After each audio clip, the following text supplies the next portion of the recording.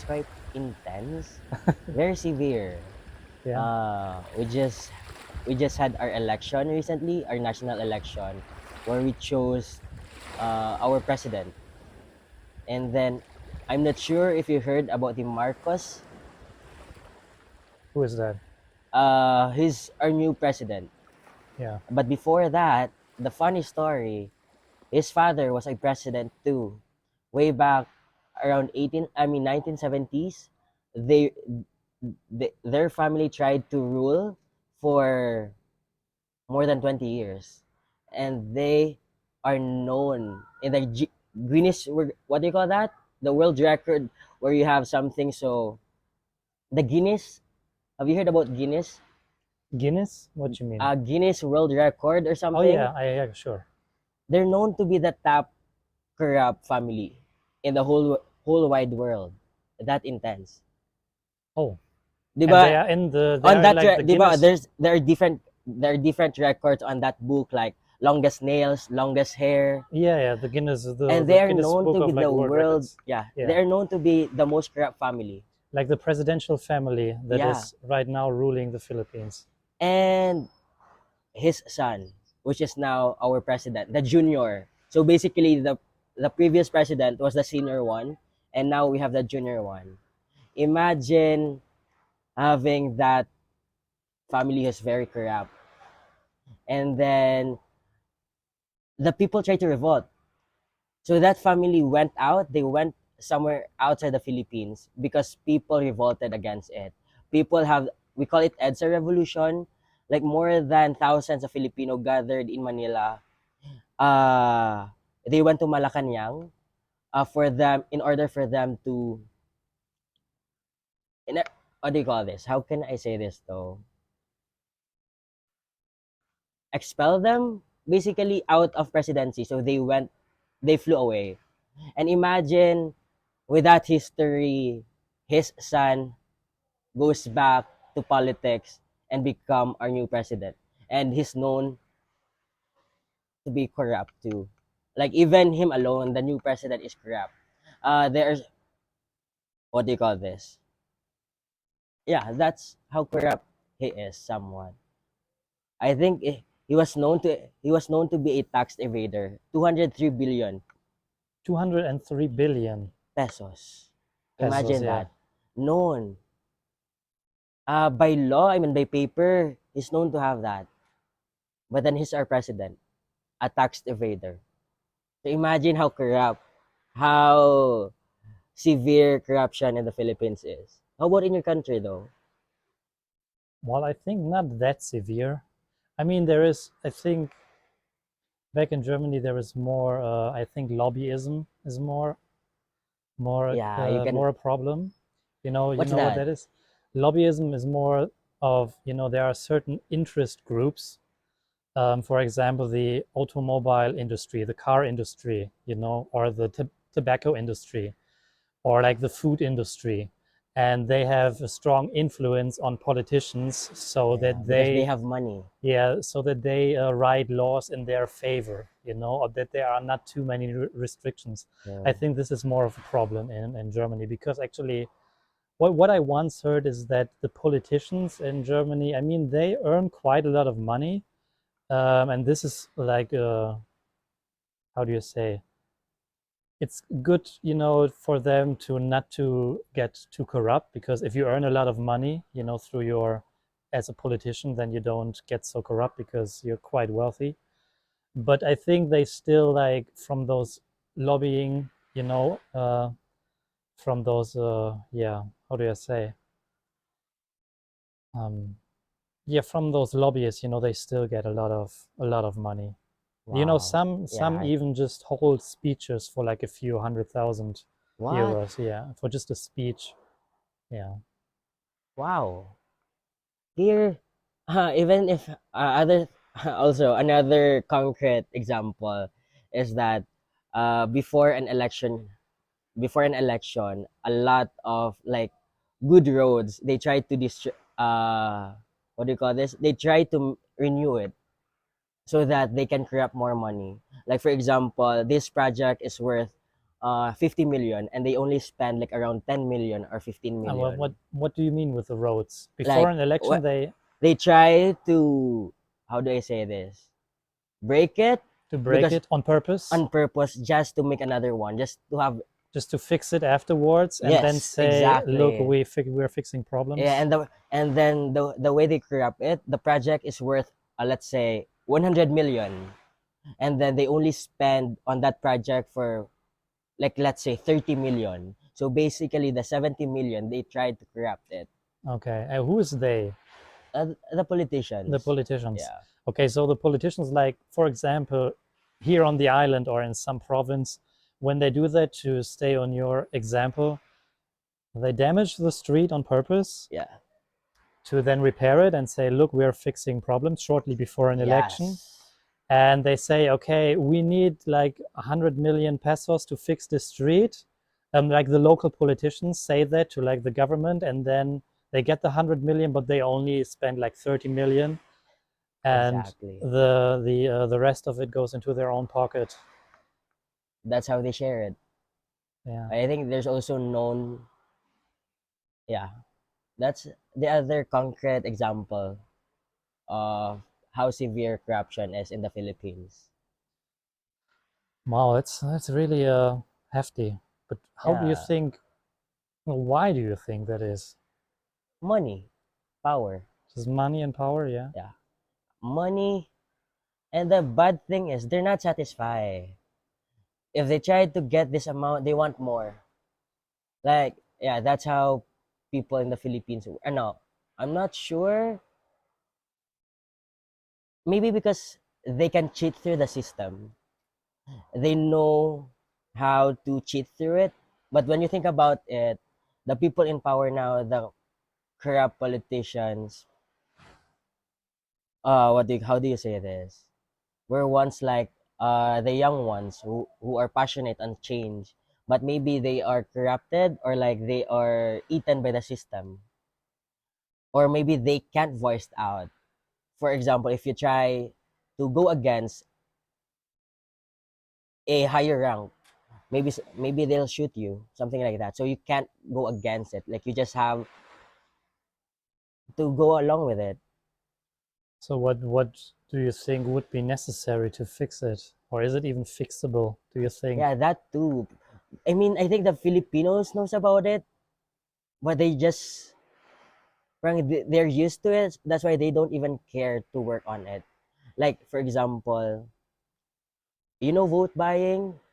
Vote buying? Yeah. I never heard that expression, but I can imagine what it's So like. a night before an election, or like just on election season, people give you money. Like for example, according to my friend, if you're on a small island or like small population, they give you more. So I For heard what? They give you money for what? to vote for this politician, But for this party. how can they like control it if you really do it? They can't control it, but I don't know. Maybe they have the poll watcher. Maybe they'll try to check it, but then most likely they won't know who you voted though. And how much money is that? More or less, some will get around. I think the smallest, if it's a national election, 500 to 14K, 14,000 pesos. Wow. Just for one person to give Yeah, one vote, one 14, person or one party list, or like one party. that's a lot, That's a lot. 14K. I mean, given the fact that you just buy the vote of one person who doesn't make a great impact, like if you spend like 14K or let's say 10K, you have to spend like 10K like multiple times, like a lot of times. I mean, it's not, if you buy the vote of 10 people, even of 100, it won't make any difference. You have to do that like Yeah, tens of yeah, thousands of times to yeah. make To make a an minor, impact. yeah, So to make an impact. that's how politics in the Philippines work. Like you won't win if you don't have money, and the Filipino people knows about it, and Yeah, they just go along with it. They know it's an issue, but then they feel like it's not fixable, yeah. so they won't talk about it or work on it for a change. They won't change it because they know it's so hard to change it. think that's actually a global problem. If you want to like establish a new party and really go into politics and be successful, you need money. I mean, obviously, not everywhere on earth the corruption is that bad as it is here. Oh. But yeah, money and politics. It's What do like you think about money though? what you mean? Like in general? Well, in general, like to me personally, or Yeah, personally.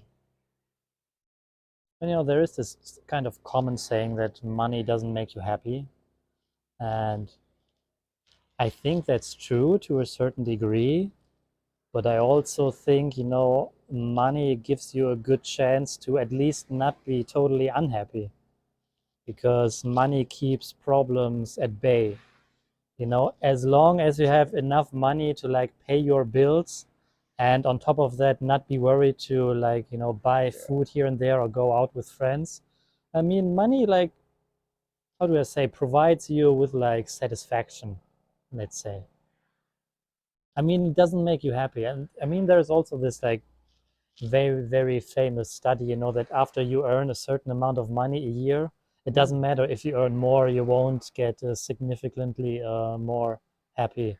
Yeah, I think And I think that's yeah, true. I think that's true. I even heard one guy telling me recently that, you know, there are some issues to that study because that study is quoted like a lot of times. It's a very famous study.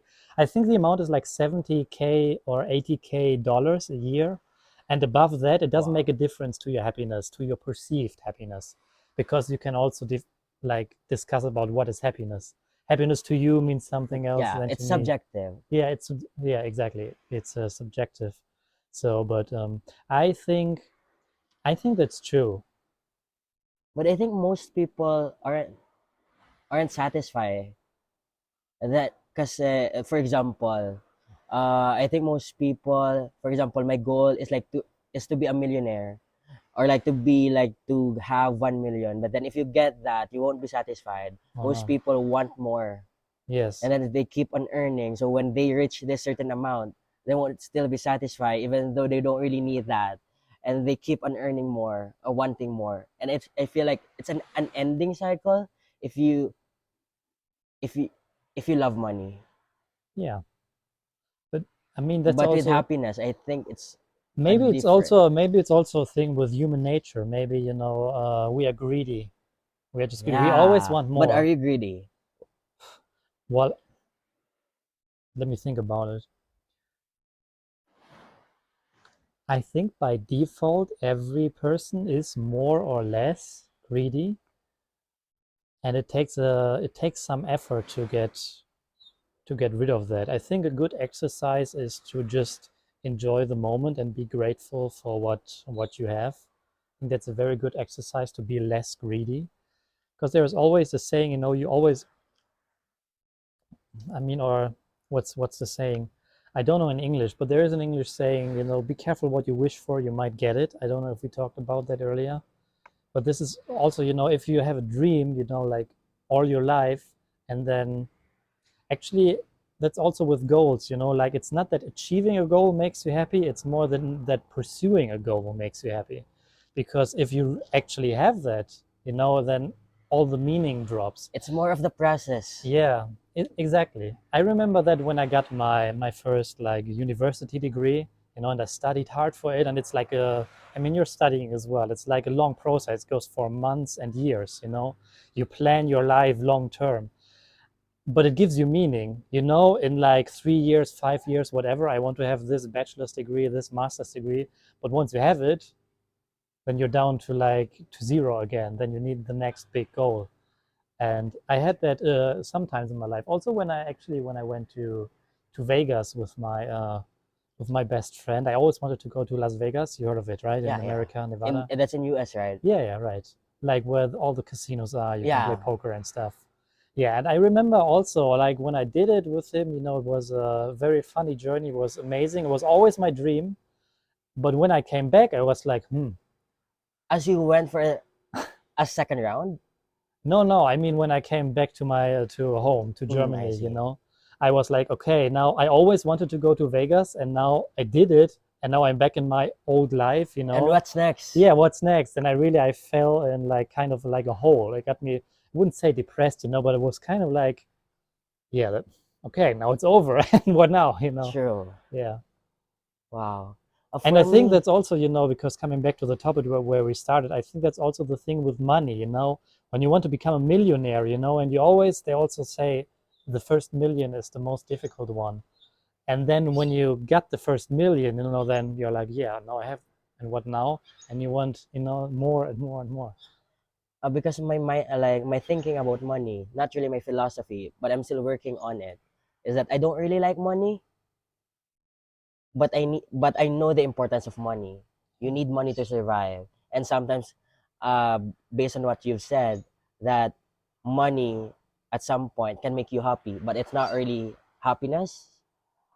But then, yeah, as long my perception and money, as long as I can sustain my lifestyle, I'm okay with it.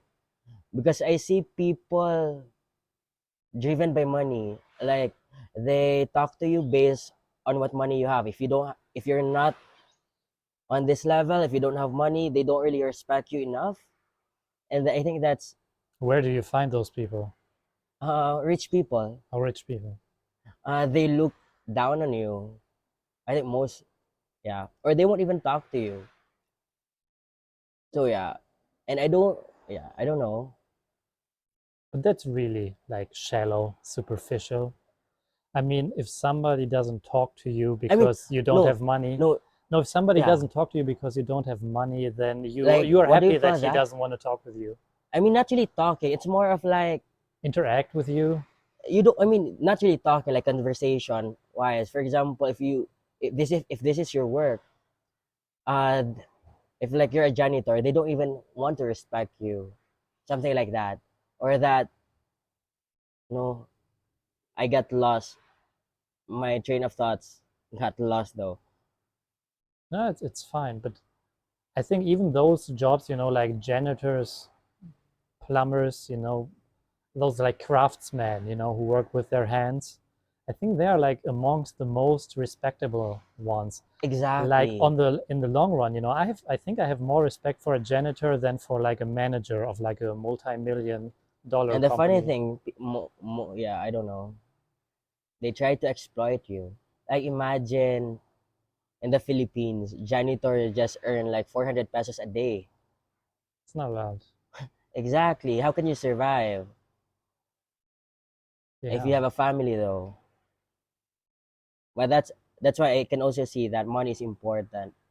But then it's not, what do you call this? It's not equally divided. It's not equally shared. No, it's not. Totally not. How about in Germany? What you mean? Uh, how's the demographics there? Like based on money? Like I think the biggest problem in Germany right now regarding this, the country has many problems, but regarding this, the demographics, I think it's the middle class. You know, the middle class are getting like, because the middle class shoulders everything, you know, pays the highest in Germany, pays the highest amount of taxes. why? Yeah, good question. I don't know, because I think the middle class is like the biggest chunk of the demographics, and they pay the highest amount of taxes. And with all the inflation going on, you know, the middle class gets smaller and smaller. And you know, there's also like the saying, there's the upper middle class, the lower middle class, and then like the media, like the middle class in the middle, like the, how do you say it, the standard middle class, the default middle class, I don't know how to say it now. But there's like the upper middle class and the lower middle class, and especially like the lower middle class, you know, they are afraid of like going over the threshold of being poor. And the middle class, they pay a high, they they pay too many taxes. It's just too much. And I mean, the entire society is on their shoulders, because it's actually in Germany, this is what I always say, it's a good country to live in, either when you are very rich or when you are very poor. But when you are right in the middle, it's, you just get like exploited by the state, you could say. You just pay like, and I mean, I'm not against high taxes, don't get me wrong, but at some point it's just like ridiculously high if they just like cut half of your salary, you know? What? Yeah, it's just like too much, you know? So it's to me also, I pay half of my salary, roughly half of my salary in taxes. And, you know, we That's say, so big though. Half. yeah, I mean, not all of it is taxes. You also, some of it is like health insurance, but As your health, health insurance, you're paying for it monthly? yeah, but health insurance in Germany is like mandatory. You have to have health insurance. I mean, there are some minor exceptions, you know, when you're self-employed and this and that, but like I say 95% of the people, you have to pay health insurance. So, and if you're poor in Germany, like the state provides you with health insurance, the state pays for you. But if you are like earning money, you have to pay it for yourself. And if you're earning a lot money, you know, you have to pay even more. And I pay a lot. I pay like, I mean, and they increase it like every year they increase it. And last year I paid, I mean, I also earn a good amount of money.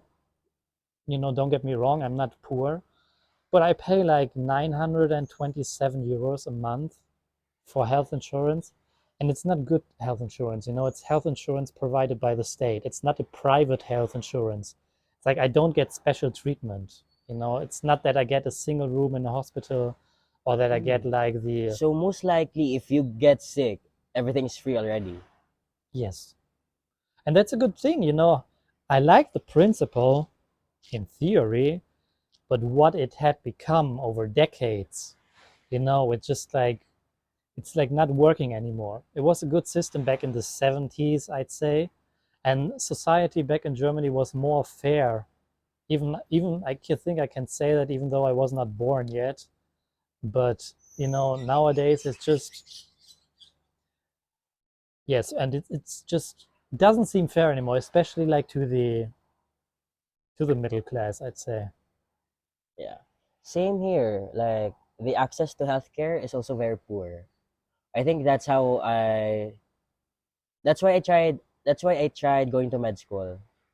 Tried because I still don't know if I want to push through or like finish medicine, or like if this will be my lifetime vocation or like job. I try, yeah. But you don't have to decide now. I mean, you're 24, right? You're still, Yeah, but that's why I mean, I entered med school because of what do you call this? The access to healthcare is very poor. Because I tried working in a Lumad community. You know, a tribe community, a tribal community. I tried working as a teacher there for a year. And then funny thing is that, oh my god, I'm so lost though because we're changing topics. But I'm gonna share you about it's fine. something I'm very interested with, so that para you have content. Sorry for it. So yeah. Uh just a parang, for example, the access to healthcare here is very poor, meaning if you don't have money, it's so hard for you to access health. I mean, it's so hard for you to access care, and most people are afraid to go to hospitals because not because they don't want to be checked, but because they know they don't have money to get a checkup. How And much then, is a checkup, roughly? like even like 500, 1K, that's just checkup. And after a checkup, you have to do another checkup. So that's like 2K. Or like if they give you a uh what do you call this? If they give you a medicine, or like what they call a receta, we call it a receta, something like, what's a receta though? What do you what's receta? Do you need a receipt, a bill? No, not a bill. So that you can get a medicine from the Oh, I know what pharmaceutical. you mean. It's not a voucher. It's like, yeah, So the I think doctor you have to can, sign it. yeah, I think it's you can call it a receipt from the doctor. Yeah, Yeah, something. Yeah, like a prescription. yeah, Yeah, exactly. Sorry, yeah, prescription. Yeah. that's the term.